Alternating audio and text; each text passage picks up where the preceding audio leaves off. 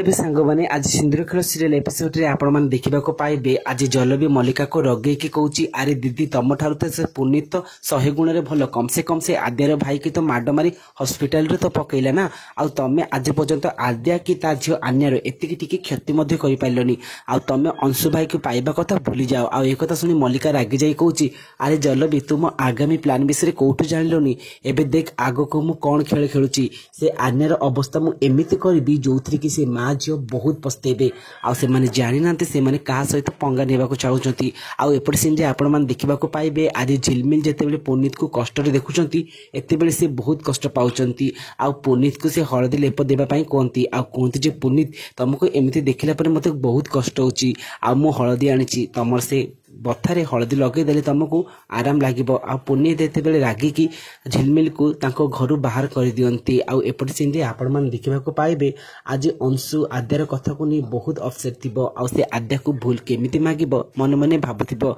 आउ ए समय रे आद्या आसिला परे अंशु कोंती आद्या मु तुमको भूल बुझिछि प्लीज तमे मते क्षमा कर दियो आउ या पर अंशु को कथा सुनी आद्या कोंती अंशु मु भी तुमको बहुत भूल बुझिदेली प्लीज तमे भी मते क्षमा कर दियो आउ अंशु आउ आद्या को भीतर सब किछि बुझावना ठीक थिबो।